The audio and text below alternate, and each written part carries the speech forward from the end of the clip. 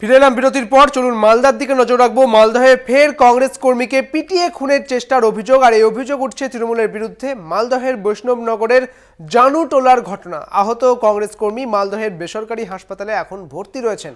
এই অভিযোগ উঠছে তৃণমূলের বিরুদ্ধে, তবে এই অভিযোগ অস্বীকার করেছে তৃণমূল। আপনাদের জানিয়ে রাখি, মালদহের বেসরকারি হাসপাতালে ভর্তি রয়েছেন সেই ব্যক্তি।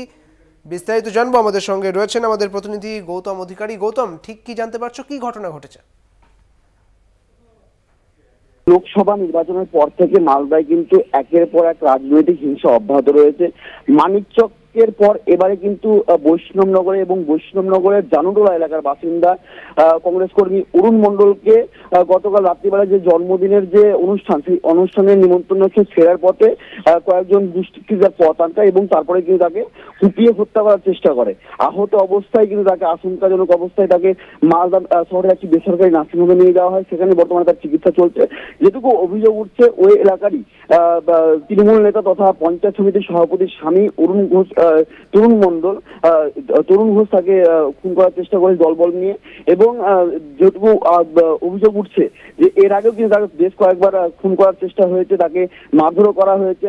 ইতিমধ্যে আহতের পরিবার পক্ষ থেকে কিন্তু কালীচক থানায় লিখিত অভিযোগ দায়ের করা হয়েছে।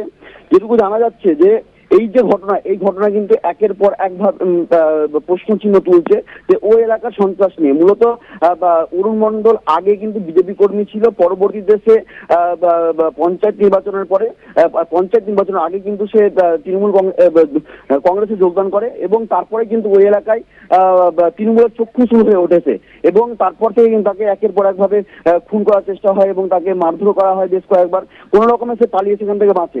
ইতিমধ্যে কিন্তু এই ঘটনার জেরে একটা রাজনৈতিক রেষারেষি শুরু হয়েছে এবং ওই এলাকায় কিন্তু প্রচুর পরিমাণে পুলিশ মোতায়েন রয়েছে। কিন্তু এই ঘটনা সম্পূর্ণ অস্বীকার করেছে তৃণমূল কংগ্রেস এবং তৃণমূল কংগ্রেসের দাবি যে এই ঘটনা মূলত তাদের মধ্যে গোষ্ঠীদ্বন্দ্বের জেরেই ঘটেছে। অনেক ধন্যবাদ গৌতম তোমাকে।